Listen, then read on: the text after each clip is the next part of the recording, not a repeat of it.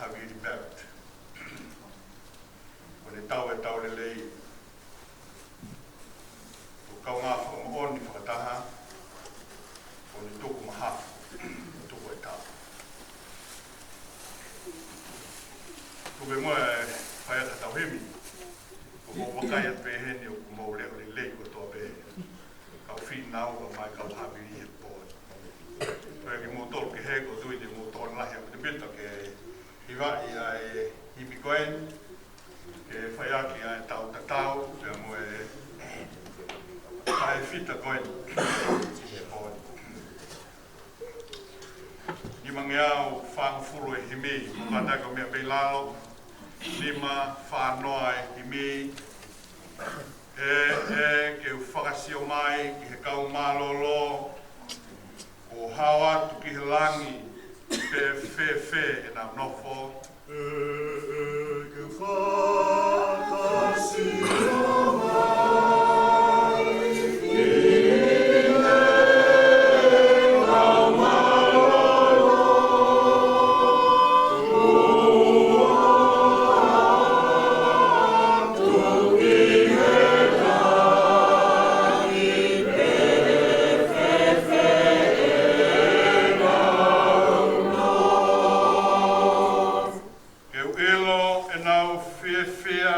whanongo e nau lau, he nofo langi ia alofi o e hau.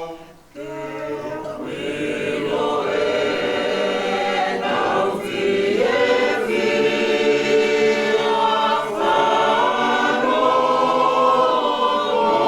whanongo e nau lau, e nofo nau tari mai. Koe tātaa ne ta whea, koe iwi o lami.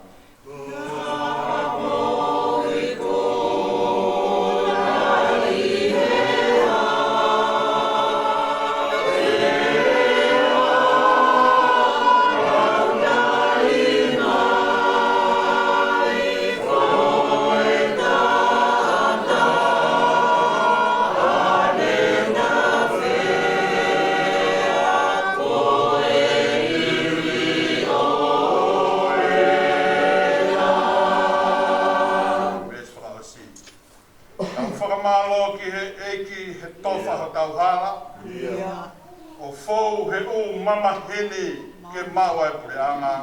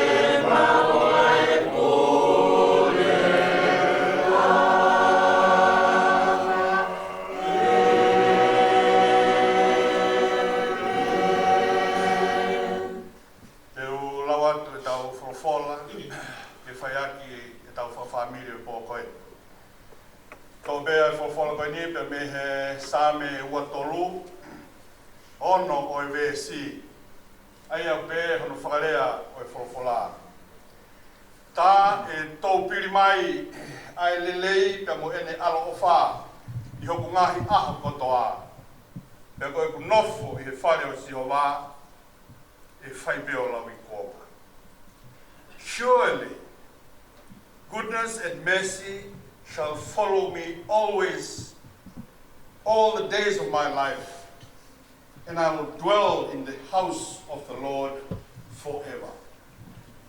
Amen.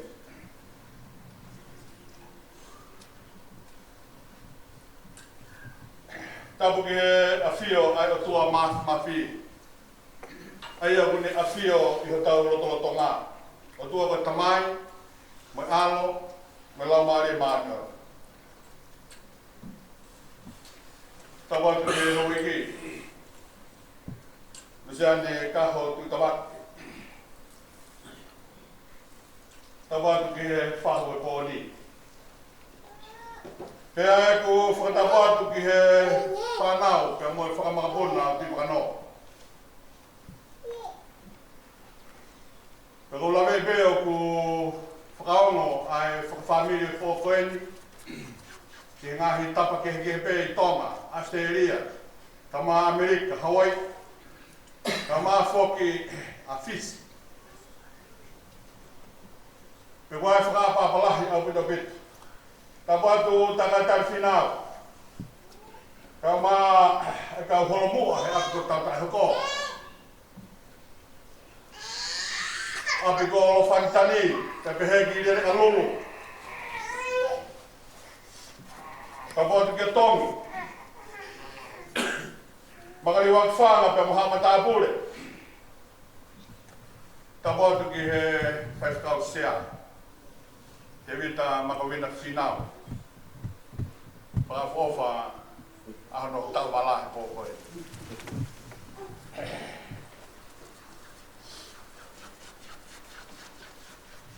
Pea e ku whakatapu ke ngahi kau ngā mea, pe me ngahi maheni, o tau kau whakataha i he whiwhi.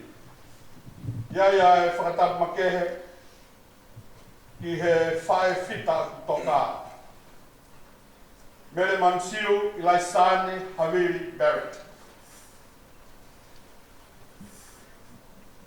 Tawatu ke heu motua. Tawatu Michael, ko ilobeo ke mea mai mi Australia, wai o whalahea ke ni koe Michael e pōi. E ka wina. Ke whonki a lopet. Si whakamakapuna, o Ilaisani he pō koe. O ata e whakatamake he di ke whamiri ko tōpe. Ngahi maheni mō mea mai he ngalu ea Facebook o pe mo Zoom he pō koe ni. Se ase alatini pe mo e whamiri ki Tonga. E ka mori toni. Fisi hoi, lupet. Ka maa tāpaita ki Amerika pe mo Hawaii. E vita alatini pe mo Sony. Pe mo e whamiri ki Australia. Hega ki nā tolu pe me Fisi, Siliva, Loko, Eleni. Nisa bola bina ki mo tolu ko koe na me Fisi. Ai mo mamata mai Boni. Ki whamawai pe mo Ilaisani po koe. Talangata e tikita o whai ki tua. Kai atamua mo kua e whai ngamai e koe ni ki he motua tuai, ki whakamonua e koloa. Ku omi mo oku he po koe ni. Ku hiko e whai lotu ki he whae whita koe ni. Mo tolu koe ki mo mea i motuai ko kalolo whihaki ki ngoa. Nuku be. Ni ulawe lele pe asani. O ni mo mata mai ki ata sane. I think this is Sane's photo from the 60s. Ko tu ka ta ono fruto bue. Ni topo hangabe no no pe ave au fis ka ma alfa kata. Ko tala nga vina we were part. Ka clan me no no ka fihaki. Sane and them, the Prescott was there in the 60s. Ono wa fulue, ni mahiwa, ono noa ano taha. Si whai e tutopu hake, whatahi fisi pe mo whae goen. Pea ko lawe, ahoni, I had a call from Fiji. Pea nau tābeo mo whitoa, because I know her very well. She was a teacher at Suva Grammar for 20-something years. Ko e whiwhine whai ako eni. Ko e whiwhine whai ako eni.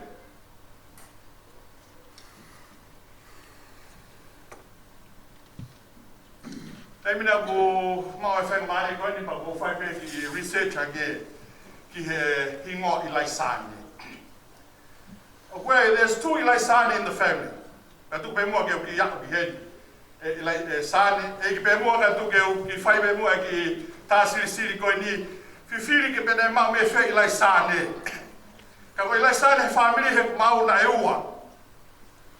Ko Ilaisani ua ki, ko Ilaisani whihia ne ki nai o loto pau. Ko hingoa Ilaisani ua ki e. Ko o whiwhine ni o New Selu. Ka mo kasalaine nuku, kasalaine nau o nuku nuku. Pe lai sane fihia ne kina i o loto pau. Ko hingoa uruaki, ko sane uruaki e. Nai lahi me ahono tunga ane ko lātu matawalea.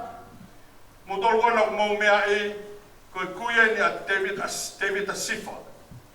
Pea mo maa koni. Pe hoko kaya i lai sane pe toki whika tolu mai a Samson i waka fotu. Ko tui pe ko i hoeke e pōni o kune mea i lelei a ta whako ia. Pe hoko kaya i whiwhine ko fusi. Nai hana tahini ko ane whinau nai tiu te pei ko se whine. Pe nai pekia pe ane whinau te gea no hako. Hoko kaya te ita whau ngā awhi. Taha beeni a nau hiki mai ki kolomotua, ko taha beeni na toi whoki ki nukunuku. Te vita whau ngā awhi. Tupu mea ia sefe stava mo skuita Samuela. Koe motua eni o koe ni whahau haahe pōni. Koe hako i o kuita. Pe hoko lewa i he tua te vita a Pensimani ni kufisi. Koe tamaia a Haviri. Mari Haviri mo ilai sane. Koe ilai sane e hano wā. Koe koe ke umaku ki ai pako whea nau. Heu na kehi ilai sane koe Haviri pe ia. Ilai sane koe hoa ia o Haviri. Koe ilai sane e hano wā ko uhinga ki ai e kuwhiwhiri. Koe ilai sane. Pensimani kufisi na ia Haviri. Mari mo sane. Haviri e uhana alatini. Ka mo tania la tonu. A whiga whitua tania la tonu. Aia nei tau hingoa ki aia te hina koe ni o alatini. Te hina koe no alatini a tonu. Ka toki whiga walua neo mai whiwhita. Koe kuia ni a potoli kolomotuasi o whiwhita. Tuione, Maka, Lolo, Vailala. Ko nau hako eni. Koe nau whae ni ngā neo mai ko nau tofi whine sisi kaha ia. Ni ulawe ane nai ki lai sane whihia neki nai o loto pāu. E mari a lai sane pa mo maire. Ko tui bea koe hako David a whihoko he. Ko David a whihoko koe a maire reka. Lopeti. Ko koe ni ko tui bea uhinga pusiaki koe sāne. Koe hako ia o David a whihoko. Ko tui bea ko whiunga e kuki i tāsisi koe ia. E ko tui a ko mea mai a kai ngā pe me ngā whamiri pe me kolomotoa. Ka maa whoki a e whanga ko peka pe me nukunuku. Pe ko hei tū e mo tua koe ni ke whakamāpopo e mo ui a i lai sāne. Ai a koe na e hoata me ai lolotonga. Ai ene mo ui e hoata me ai o tua. Ke wakai ai ke whronga nāne whai i he mo ui. Nei ui e koe whae. Whae kia Michael, kia Vina, Lopet. Nei ui e koe whiwhine whai ako. She was called to be a teacher for 20-something years in Fiji. E te whoki ai ki tonga ki Liahona High School. Nā nei o whai ako English i ai. Ni ongo nei kei ki sias mā monga ia. Kana ne ave beha no tale niti nei omi heo tua. Koe ni e tako i ngahi ui. Nei ui ki ai a whai koe. Hanga e koe e kou tala na ku whakahaa ki ai. She was a teacher in Loto Suva. Suva Grammar. From the 1960s. O aku haiwa walu o furu tupu. For almost 22 years. Te me ngahi uni whatonia koe ni. Na hangai he whae koe ni o whakapapau ia ene tuu. Whakapapau ia ene tuu. Hangai koe koe tala koe a hepelu wahe o no. Wahe ho fumataha vesi o no. He kai lawa ke u whakahoi fua ai o tua. Kai oa pe ke u mau e tui. And without faith, it is impossible for me to please God. So whoever shall approach him should believe that he exists and he rewards those that seek him. Te tau whakatau ngāo i atu pe mua, ai angole a hen. Ko hia ko lawe i pe, ai kai whanau e tau tupu. E kua utui pe mo mea i pe. I think Sani is the eldest from all the grandkids of Fisihoi and Kalamusi. Mahalo ko Sani ai uruaki mokopuna o Fisihoi o ne pekia e pehe foki ke Kalamusi. He's 82, 83. Ko tā weni ko whai ai ko nohui. Ko whai koe. Ane hune whai ngā whiata aki ka tā mai ti whanau a tonu pe me fis. O whai e pōtala noa o whikau aki pe moe e whai eni. O mai e puna mai a eni me lambasa ko te peo na whanau mai bula minaka. Ke mto saranga mai wiki.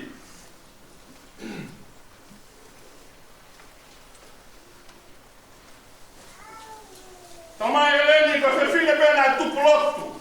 Fefine na manako lotu. O tu ia mea ele lepe ni koia libet. O tu ia mea ele lepe libet.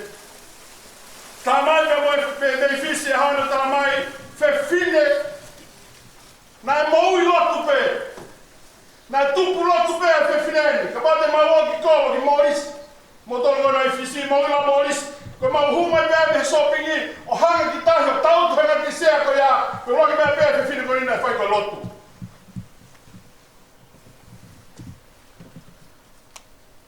Ko koe mau e kua mika te au o whikawaki pe moe whae ko eni e ni tutupu ko ia e whisi whe whini na e mana ko lotu.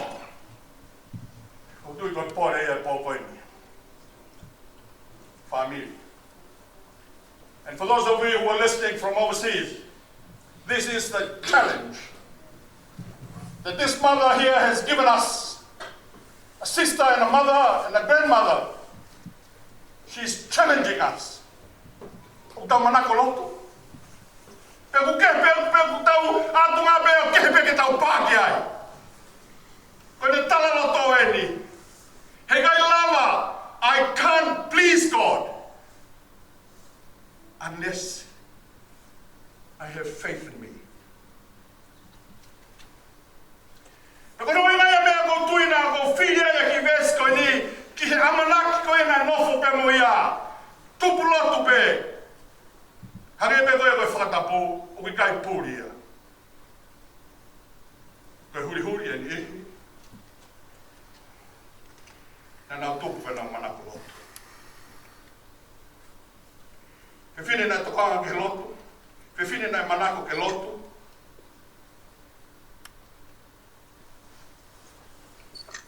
Tau ne pore ia ki tau tōku mo hui. I he whia koe. E tāne nei mea ke ne tala loto aki o ne whipe. Ai konga koe ni i he vesi o no. O sāme manako tahai mamai. Sāme iloa.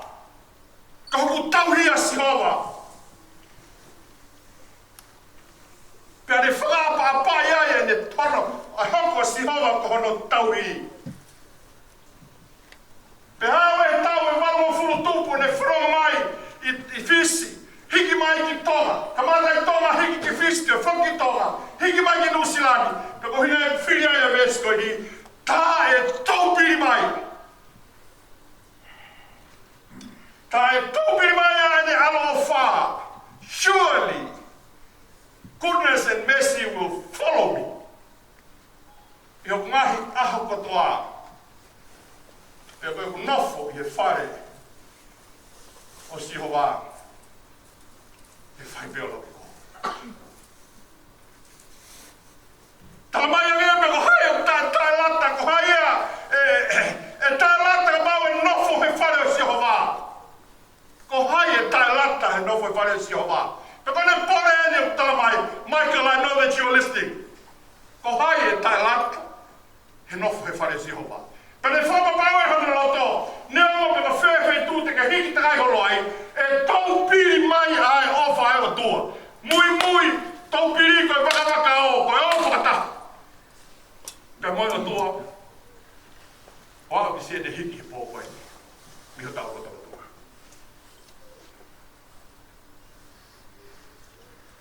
O mua keu, o me mua haata keu ki kumi ange, ki he whakawhetau laki ange a whewhineni pe moe vesi koe ni, ai au kou tui, manako tahaki ai ai ngā tō tangata. Mahalo ke tau atu, a kore pe ko tānge, kau mea ai koe konga tonga pe, hawhikasi. Peki nau na tuka lotu. Whawhikau, can you please come along and do my final service? Okay, nagi alu halotu. Nagi alu halotu. And he said, no, nagi alu halotu. Kau hai mea ku ke Hawaii ka teo ke walatu ka nagi alu halotu. Tau mai mea mea ku ilo pe koe o tua. I know there is God out there. I know there is God out there. Kau hai le sonu ke whia mau same ua tolu. Ko hoku tauhia si hoa. Ka mu wakai ani. Aku modolo mo wilo LifeWise. Those of you who know LifeWise, koe konga ia o mission o Sesmeto DC. Wade mo alu ki Queen Street, koe mea ofa koe ia kau Maori, taimina hake mai lo tūki Nusilani, pena au tukau mai kau rakmua mai pe Katolikaia, pe mo Inglani, toki humai Sesi Methodisi, pena au fotu e nau mission. Ai mission koe nau ofa e koe kau masiwa oange nau whaitoa pe koe wala pe koe konga uka mea pe koe hana ofa o pita pe. Pe koe ofa koe kau Maori, nau hoange fukerekere lahi. Modoro ke tupe ngahi whae he min, Queen Street. Koe aku ke mau pe ke ona pehe mea te si. Pe na member mo to ko ni board ko ya trustee talasiti ko ya LifeWise ngai ta lai mai ni taimina na faya e cookie ko ya i kitchen ko ya Queen Street mai ka homeless taimina faya cookie ko homeless pe faya whakakau ko ha me ngai e lava pe ai o whanau mai pe se niti ki lava pe o ngahi ake mea kai koe ni a kau homeless koe ni. Modoro ku mo ilo ai Merge Cafe, ke teo ke te hifo ke te auki ki he hala koe ni koe i he Auckland Girls Grammar, o hui he kauhala tō matau a Merge Cafe. Nei uhinga no whakotu a Merge Cafe he teimi na e pakangata make mo tuani. Koe aho taha ko taimina ke ngāwe pēr Queen Street. Aho wea na observe, hao observe ange, ai sio ke na tūlai kai, mau mea takoni koe kau homeless. Hao wea tangata e ke taha, mahalo pē ke tau ni mo futupu. Hao Palangi, he was a Caucasian. Hao wea ana mau ene mea kai, mea me he peito, o hao ke te pire, o tupere mea kai lalo, mea kakai he whunga te pire. Whaea te tola, kakai he whunga te pire. Kakai he whunga te pire ne kaila. I know there's a God out there, but I'm an atheist. Ko au o kai ke tui o tua, ka ko wilo pe there must be a God out there. Ko ia ina ne fuaki, ene mea kai, na ne hanga whakalotoa hani ihi, ke ne fuaki, ai mai ene kapa mea kai, pe mo ngahia ke mea kai koe ni ke umau. Peko whakamuri tuku ai fu atheist ai tui o tua koe ni. Thank you, Lord. Ko pole ia whiwhine koe ni he pōni. Thank you, Lord.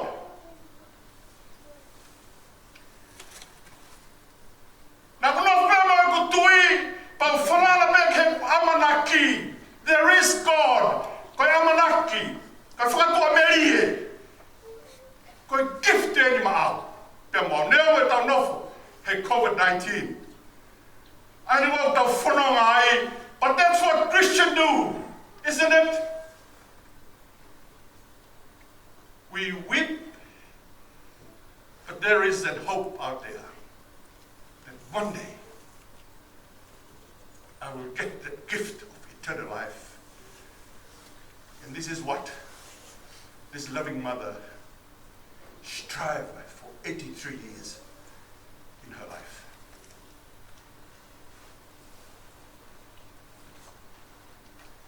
The challenge here going on. This is a challenge for us. About behe tatui o tua. Thank you, Lord. Lagi e whiwhiri. Tala roto e whiwhiri wani e poa. Tau piri mai be ofa e o tua. Hiki me poto ke poto. Hiki me he whanua ke whanua. Turi mui mai hiki whanau. Michael ka maha mena me whakamokopuna ma lobeti. Pe tōtau. Tā e tau piri mai. Tau piri mai ke moritone whuirea koe tau piri. But in the English version, surely. Whakapapa koe whuirea surely. Ta koe awha e o tua ko tau piri koe mo tau tolu koe whakapapau ia. Those who have the hope within you. A pare ki tau tolu. I pare a malani. Ai awha e o tua.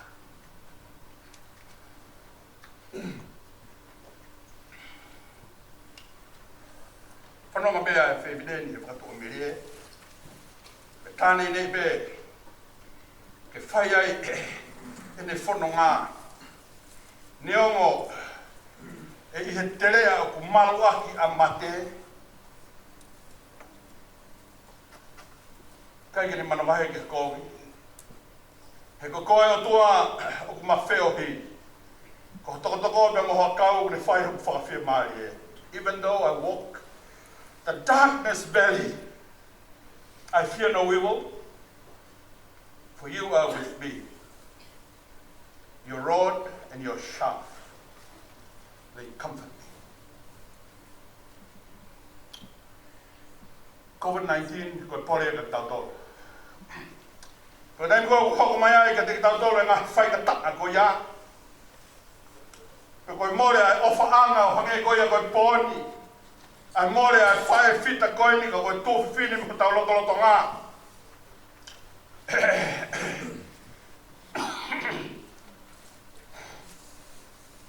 Kumi e sāne.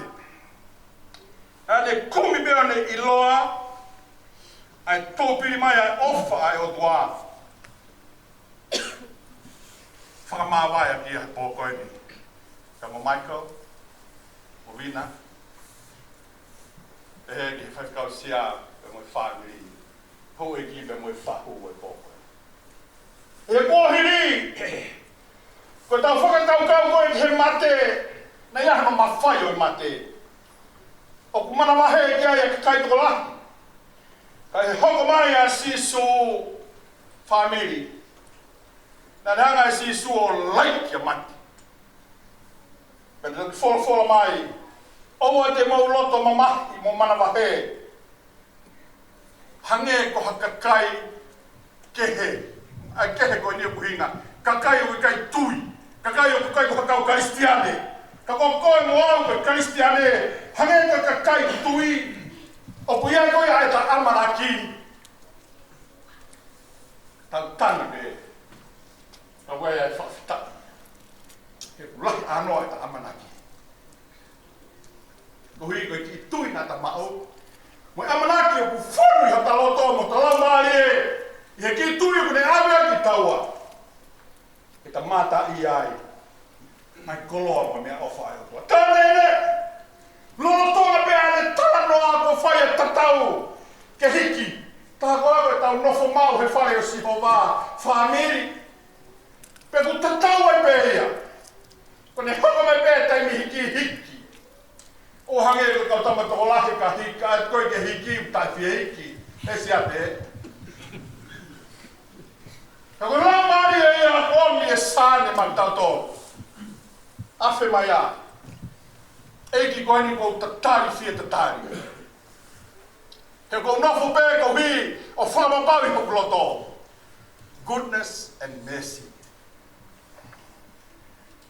o naua tena take over e mo ui pe te inasi o whemātāki pe amho eki.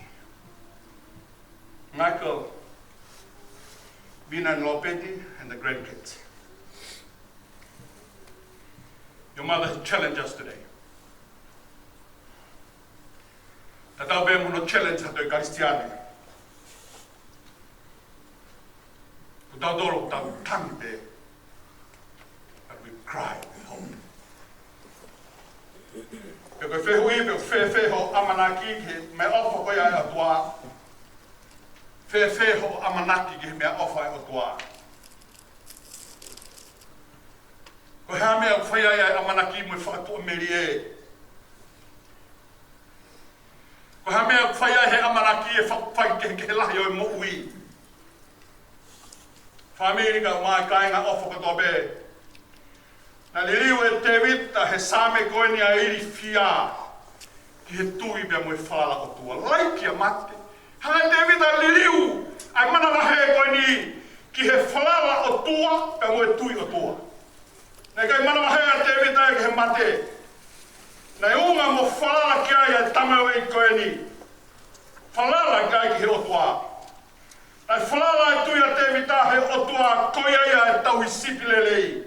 The very good shepherd. The only one good shepherd. Mana mahea te wita ke he mate. More ai e mea. More ai e mana mahea. Kai piki tai he ne tui. Ko same koe ni o kune a koe mai, ka te tau tolu familia ko awhi pe mo tau atua. There is a new vocabulary when COVID-19. And the word is social distancing. 2 meters away. Ngā whanua koe now if I bet 2 meters away or even 3 meters away. Ko rea whauia ko mai, it's a social distancing, he komentahi wa koe ni. But you know, family, it's not that social distancing, it's divine nearness. Ikai koe, na hoka COVID tahiwa koe ni, ke tau toi wao whiani pe mo tau o tua, ko pore ia ki tau tolu, na hoka COVID tahiwa koe ni, nearness to my God. It's not social distancing. Ka koe pore o mea sane. Ko taimi koe ku tau piri mai o whae o tua. Kia te ki tau tolu. Taimi koe mui mai, waka au pe moe ofa ai o tua. And it's a divine, and because of divine nearness to God. And that's a great challenge for us.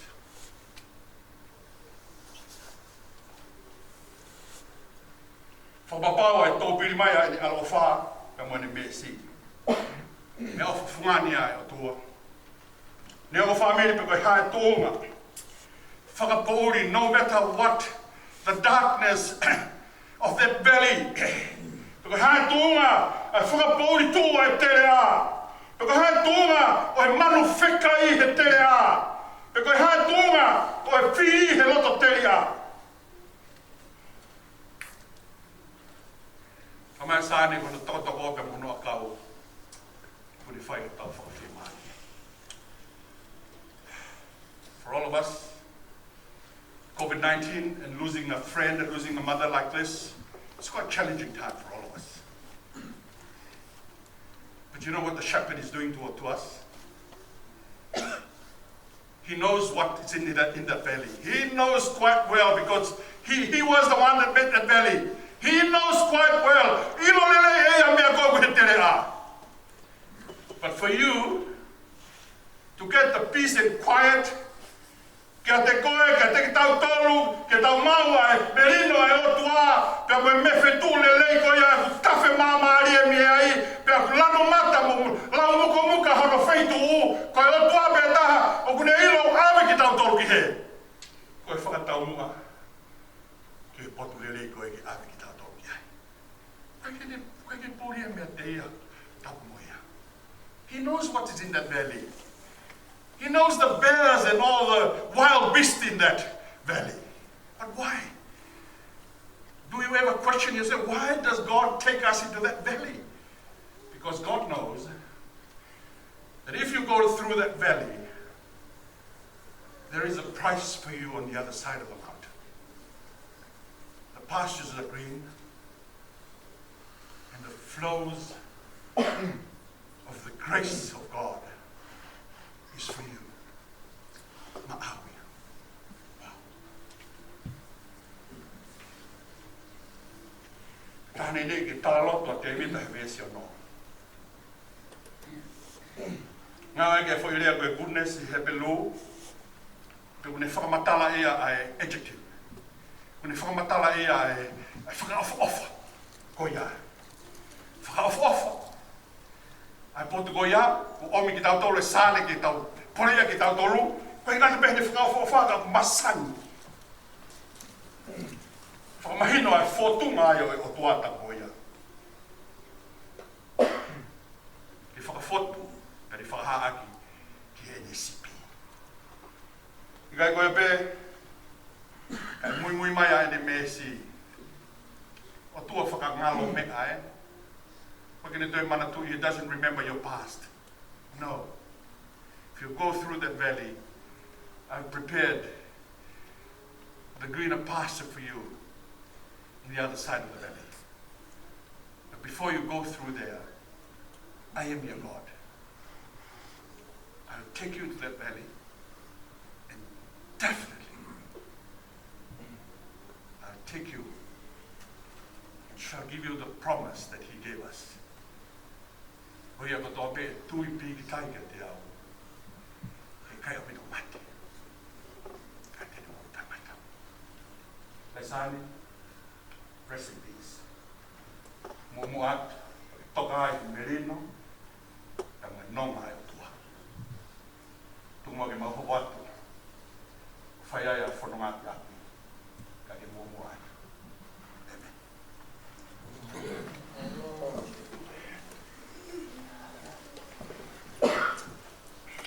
Mua ke Aldohewa, I himi koe ni.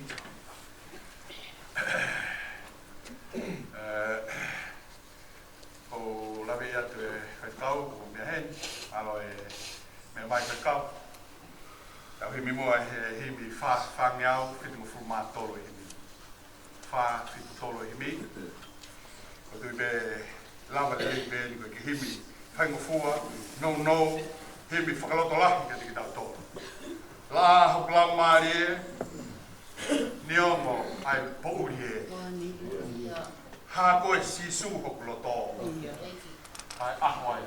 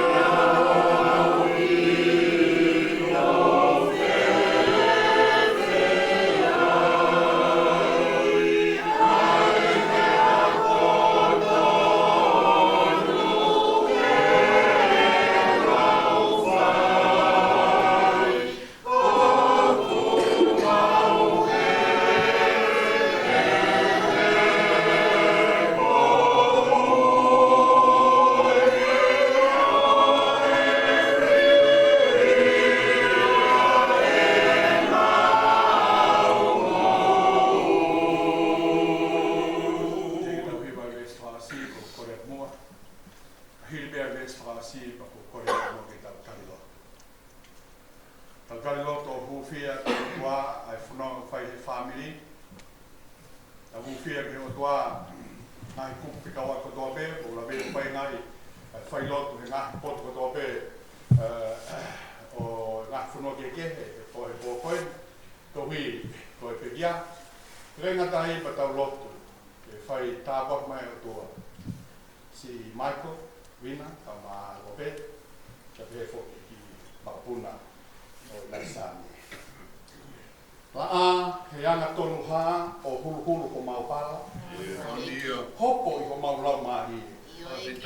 More ai kolu fupi. Maloi.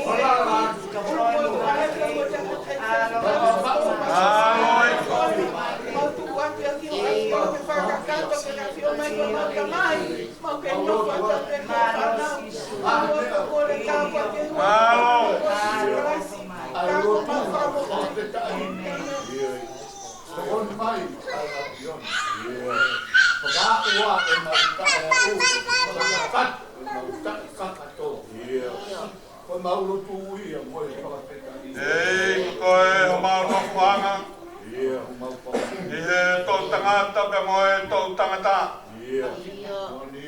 Te ke whakatupu e ngahi mo ngā. Pe whanau ia mamani mo e whanua.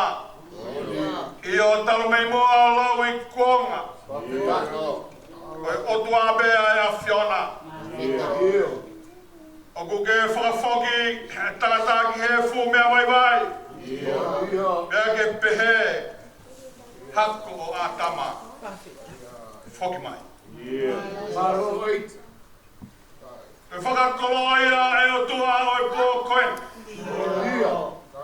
Koe a whio a o tua tai mate ka koe a Fiona. Iho mau loto ngā. Ia mau kauwhata hai ke ona e mo ui. O whai e lai sane. Haviri Barrett e whiawhi koe. Ko hui koe ui maani onia e a Fiona. Ka mau ununu mai ai o tua ke mau mata ia e lang o e a Fiona. O tua ka koe tahai o tua. O tua ka mau hei kai e a Fiona o kai maha toi o tua ia. O tua ku lau i taniti. O tua ku pelu tui ki ai a halotu. Pelu tui ki ai a kau kristiane ko toa bea maman. Pelu tui ki ai a mo family he pokoin. O ku pelu tui ki ai. Aki nau tolu ko toa bea. O nau unga ki a Fiona. E koe tau hisipili lei ai a Fiona. Mau whametai ate o tua. He tau i hau ai a Fiona. Mau whametai ate o tua. He lelei ko tau bea ko mau mata ia. Ai ana hoata ia a Fiona he mo ui ai whai ako koen. Hoata ia a Fiona he mo ui lotu. O hange te ngahi o mau ko mau omona. Hoata ia a Fiona o tua. Koe whewhine mata kaina o ne ilo. Ai mea ko tonu ke ne whai. Koe whewhine o tua. Na ni lau e a Fiona kono o tua. Ka ne manako ai ke nofu he loto whare e a Fiona. O ne ilo ai o tua koe tūpiri mai ai ofa. Your goodness and your mercy na ne turi mui mai. Koe whawhitai anga ia e pōkoe ni. Hallelujah. Whawhitai atu he mau whae ai a Fiona. Mau kawa i o tō ne pore ai ki mau tōru he pōkoe ni. Ko ne tau le lei. I kuna e whakapue e mo ui. Ne tari koau ki i tāni tina. Koe ni a e ni amanaki. And this was the hope that was in this mother. Tō bege mau tangi be. Ak mau tangi be mai amanaki le lei. Ko omi he whae whita koe ni maki. Amara mai e o mau kauwhata me he pōkoe. E whakalanganga mo e whakahiki he pōtuku ke omi ki mau tolu ki ai. Puri me ho mau amui he ofa e a Fiona. Ka mau sio matai o tua ke lang e ho a Fio. Mau sio matai o tua tako a koe ne ki tuina e whanau mo ia ho e koe taraloto koe na ne whai. Ka mau te o mau bea ki mea koe a ke whakalangi ake a hoku o tua. Ka koe ia na ne mau. Pore ia ka ki mau toru. We koe ni ai mea whai ko fuata. Ke wina se ki tui. Sisi pehe, hange haki te ngai musi tānai. Ka kone au ki i tāni ti. I he tui. Ka moi ki mamana ki oange pa mana. Whatawa mena ne ngau e au aki a hano tale ni ti. Ke ni whakalangangi ake a Fio. Isa ka natula ia e whai a kohono natula. Natula nane. Whai mea mea konga lahe o maui. Ka ne ruwa ki o tua tale niti na ke o mai. Ke teu ia ke hakatupu e whanua. Ka pole e ngomi ka ki mātoru. Ngā e anga ki o tua tale niti ko omi. Heilo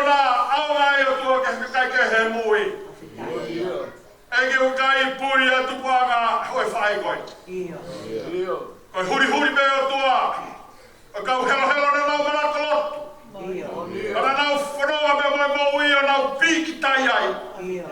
Koe ni a mea te mau mo ui ai. Koe ni a mea te mau piki tai ai e o tua. Toki whakamawa me he mate. Ka mone tala paula. Koe hiki me me he mohe. I he mo ui. Egi koe hala ni ua papa. Whai ai e whaua hatangata. E koe a whiona ia e tua koe polopolo ia. Koe whahina kua mate. Ko hai ai tae whau he a whiona. O tae nasi he tui me moi whalala. O ne maua e o tua e pare amalani o mui. O me ai e pare me moi pore koe ni o tua ki whamiri koe ni. Whamiri whina auga maa whamiri hawiri he pō koe. Ngahi kaunga mea kau maa mo ngahi kaunga whronga to tope. Kore i maa tolu he whiwhiri koe. Noko mau he whare o whiowa. Kata wino ai e tōpiri mai ai neo wha. Whakawaka o mo ki tau tolu he whronga pe moi mokui. Egi to kore mai ho lau maari e. O mau hapai atu e lau maari e. He whawhamiri o pō koe ni. Hau kauranga ke koe whae whita ki hawhiona. Noko mo ke hoko me, ki hoko koe ne whronga e moui. Moi tanga tau e a whiona e toa. Hei ana ke palomesti ki alo teo teo ho potu mo ki mautori. Te ke toi haere mai o mau atu ki mautori o toa. Koi a e pore o moui. Ege o mau loto. Oi tā koe kina mai ai hoa ki. Tā koe kina mai ai whahu e pō koe ni. O manako o whae tua kia Michael, ka maa te mita, Haviri. I aste e Jana. Te heke whamiri ki Sausi, mai whamiri ki Thomas, i taka tari whinau. Me mau mana tua e o tua, a si whanau ki Fisi, pe mai kāinga Fisi, o si alatini pe mo tonu. Ma pehe o tua e mau manatu ki he ngahi tapoko toa pe Inusilani, mo kawai he whakawhiao e pōkoe. O mi mua e o tua hono ngā, ai a tatai he ata mai ku toa pe. O mea e o tua mau whakawhia e honi o tala mau sāme. Ke huru vai tala e o tua e tiki mātor. Ke mōni mea e tala e sāme, ho māma e eki. Ke mau māta ia e māma e a whiona. O huru mai e o tua ho māma, toa ia e whakapori tū ho māma loto. Ke peau kāwha mo e peau tā. O kune, toa ia tua ai loto whare o e whamiri koe ni. Ka mau whia loto. Ko hia o tua, koe ahia ai a whiona. E koe maani oni. Koe maani oni bea ai a whiona. Egi mau toi ngā whatungia. Ke whakaheka ai whae koe. Mau lotu, tokoni mai halau maari e, whakawhainga maari e mai mea hana katope. O mea e o tua ki tau inasi, ho tāpua ki mho kenesi. Tuke kei tuli mai bea ho alo whae o tua e a teki mātou. No fo ia ho mau ngahi loto. Ka no ngai o tua si whanau pa e a mui whakamakapuna. E ki tari mai ai lotu pe moi hua o mau whai. O mau kori katoa bea ngahi miani. E huawha, sisu kaisko alo. Ka ko mau whakamoui. Amen. E mau tamai ke wani ke tā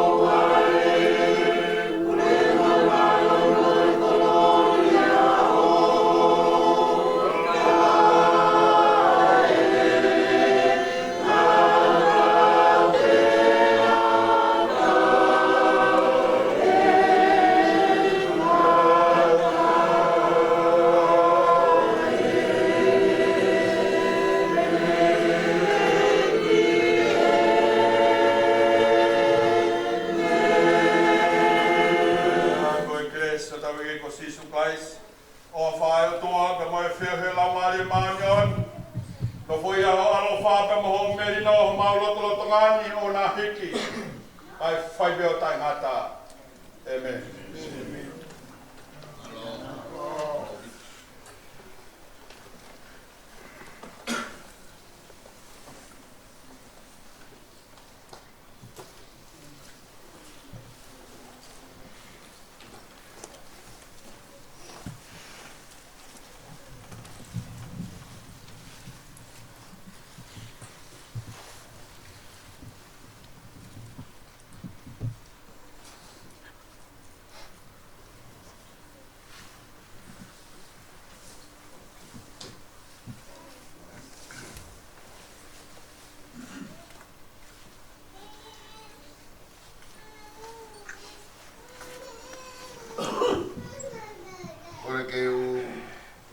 Malo atu he lotu rerei o e whawhiao e pōni.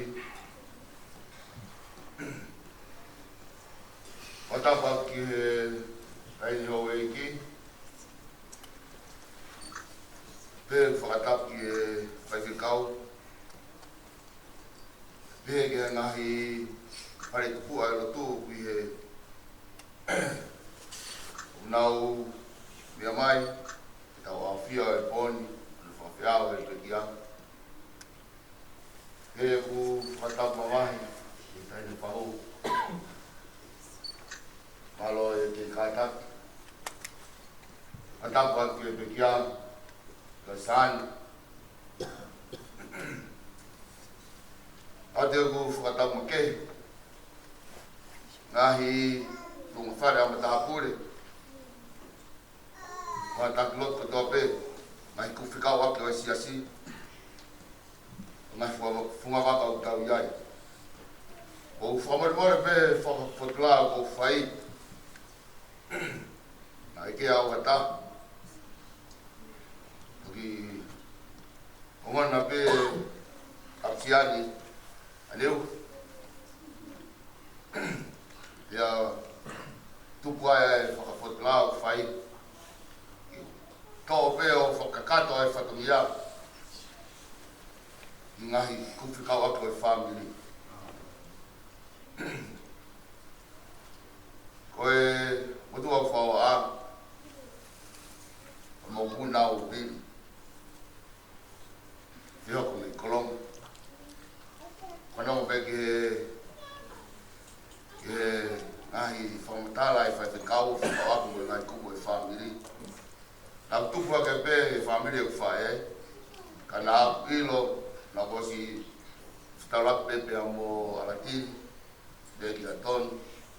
O tau nā whāna ui ake a po o. O fufua ngai pa ngai na aro ngāwe i a siana alatiri. Ka nau ki lahi whiohi mai mo nā tolu. O ilo le ea si aosi alake peo ki takai mai mo si aosi ki ngai o te re.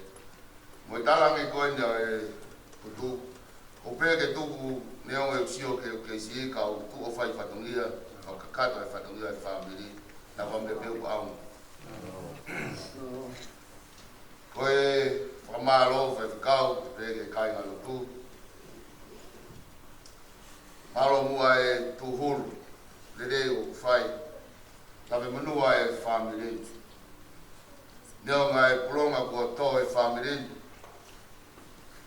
Ka wono moni, tau tui o tua, e hanga holo o tau e mata. Ke whakarerei e loto umamahi, e loto whare o e whae koen, hege ki whanau, mo ngai kuwhikau ako e whamili e tapu ke peo mamai. Koe, ki whakahau katu peko e tau polkalama pongongiki he whaeki, koe āpō, taimita tau pe i heni au. E osmi heni he hongo fulu. Nai whai mai ki whamatara maa le wha elmi heni ki hono apno whakai. Whanau kakotupe mai i sayange toki ari i lai proklama e lapu ai bea e vinka au. E toki tuho tufa atu au e mo ni ama ke apo ke tau to ni mo e pe ai mo fa mo mo ke fu la ve lo e ngwa mo e anga o tu ko si to de me pe ahon a o tu pe e to ki fa ka ka to atu e a ki kau me mo mi he ka pa e ya me e ta mi e te au dia e ospe a po pom pom wa e ki o tahu e mi ai ki ono apsiasi e to disco ni o tahu a o ti ma po e hala fia pente tu ri ki pe mo e por example e a mi ai ki ono ap malu ki manuka o e moro ai ni ko e blanco papato e a to kia no whakakato ko toi e to whakakata ta pom pom o ko fa mo ra pe family ka mai ka inga ofa ka to pe ko mi e ta ao ko to e ta ni mi e funga mama ni e pen tame ospe boni ka tutuku me mai pe au ka o a po ka os ka mo lai san dia porque ya que me amou com a família homa to aqui so mo sia o go fa mo boda pe ka pau ku kai ke ka to to fa to ni ai pon fa mo mo yang yau pot ni moi o tu pe o ku le ke tu pe ne o e ku ke si ke ka to fa to ya mo e ofa I he anga I tu e family. Kore ke hu whanga tu he lot, a tonu no, a tuko to bema. O malo atu.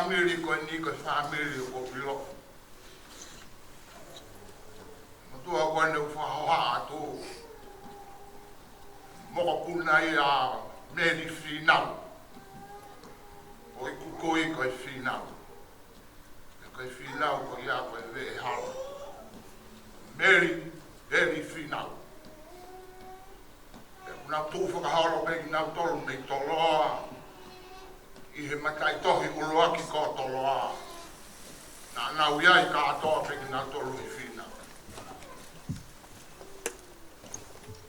Ea koe foha o meri eri whina au se misi ata ata. Maria se misi ata ata me ofi whina o whina o luka alala. Mere lata I ni ui. Ia e na whaana uai. Sia ne manu ea na foha ko nautu. O ia o nofo he sia ko ke I ongo. He tuli ke tuki ke aki o se misi ata ata.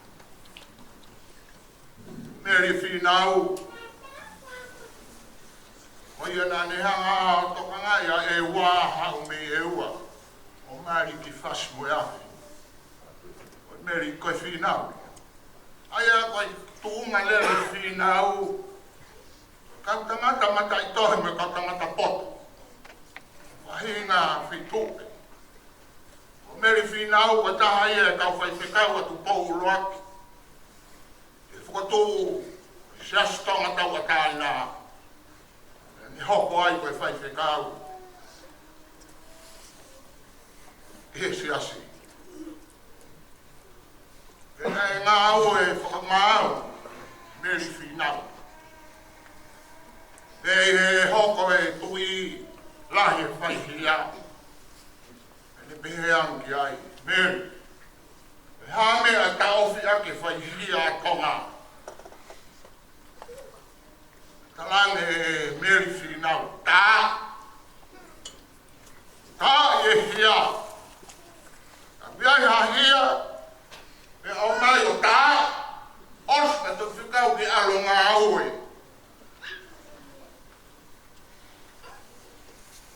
E koe alu koe tama plisone. Koe ni alu ha. O mohe plisone. Kai lelei, mohe lelei. Pe koe alu pa toi ha. Pe toi ha. Koe tama koe nei tāi, koe nei alu ke koe alu ai pē kai ke toi whoki. Alu leo meri whinau tāne tui alu. Alu ki prisone, hai ngā ue koe ia. Nei alu a meri whinau ki prisone hoko koe tangata tau te prisone. Ke koe mea tāna e unuia he vai, ui koe pusi. Kai kono to'o, hange koe hau ka mea e hafu. O ne tai hotua koe ne to'o mai me kakanu. Tau e tolu ho ngā ue prisone, e a moi tae tolu. Tāta, e tau, mate. Ame whakaaki koe ki prisone. O alupe, alupe. Ai ke toi foki mai koe ki prison. O tui koe kai meo son tapa. Toka tā tapa na ta ofi ai kai koe e tā. Ta koe whanau iki. Koe nau pau upe mai.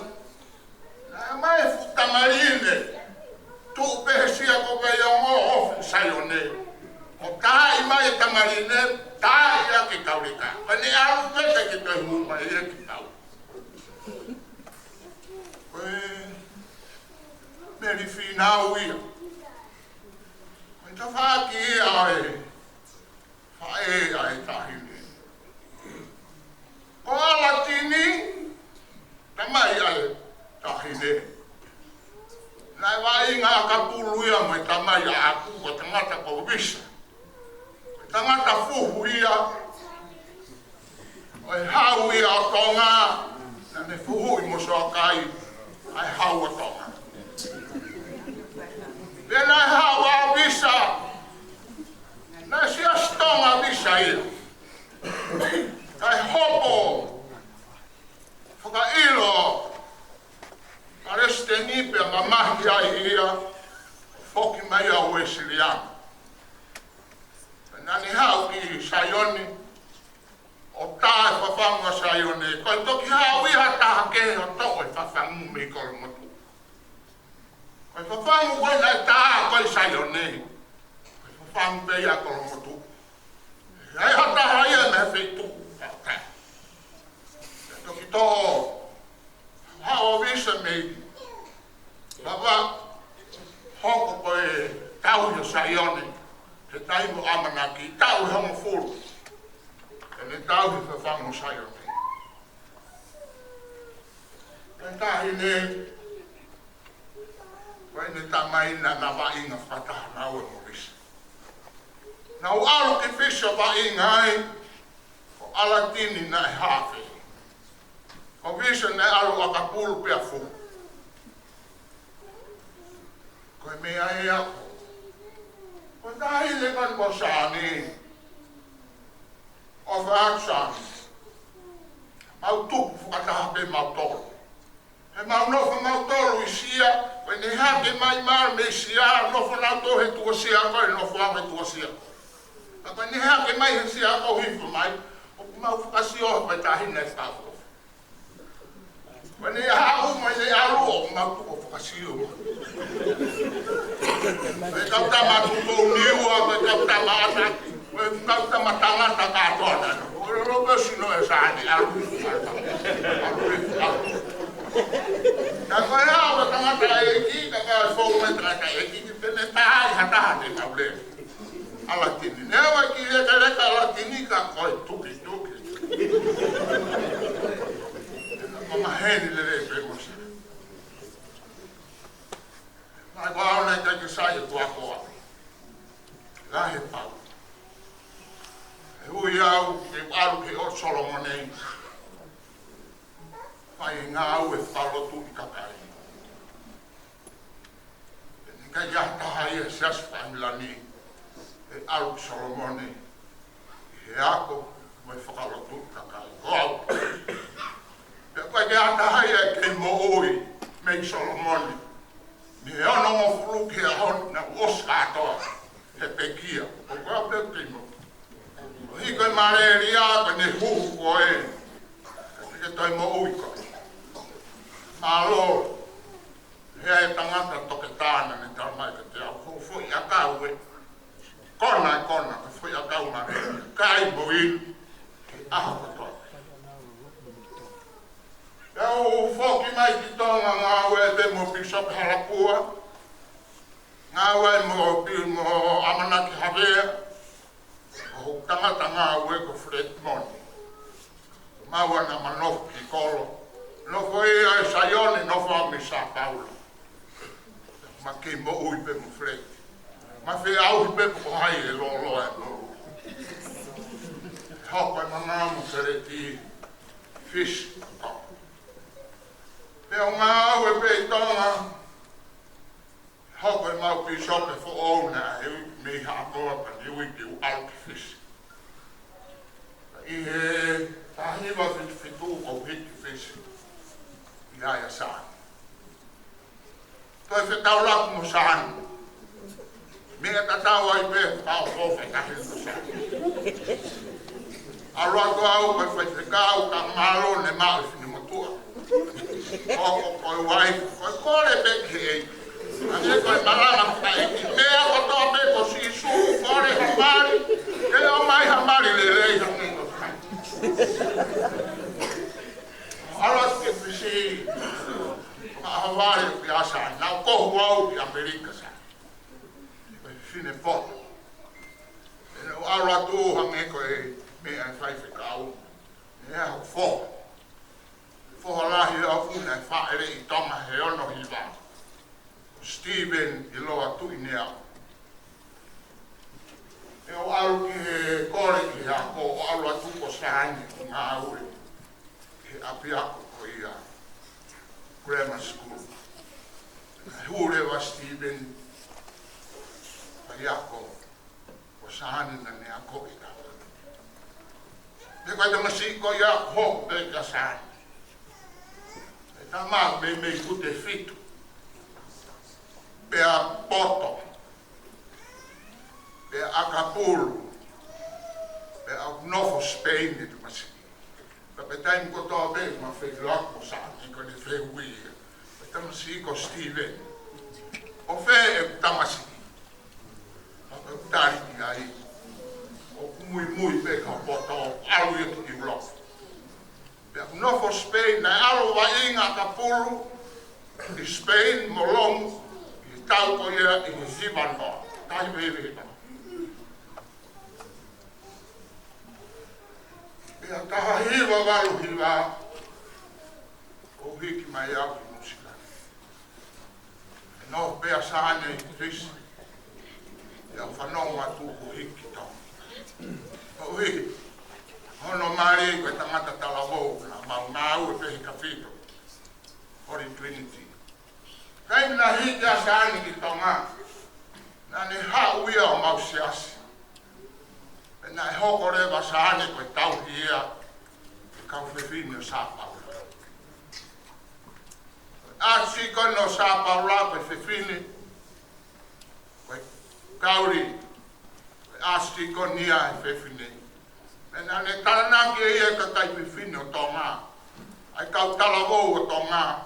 O hoko ia koe ne kau ngāu. Nā kau a sāni. I kau ngāu e koe o Sāpaula.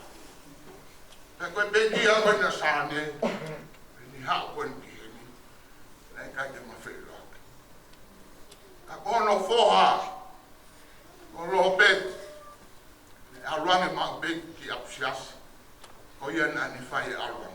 O hiko mahal bene mo tua pia saan, ko mo kono ko mau. E hao ana pia lo pe fe saan. Ka sai pe pa ki. Tai mina e a ko e foha saan e no sila ni. Tama sila ni na tohi mai ka au. Ilo ko re atu ke hanga to konga i o foha. Ko au na hanga to konga.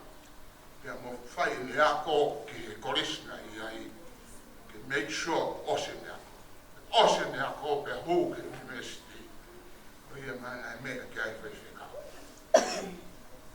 Sāni kua whātu i he whae whika. Tohia Solomone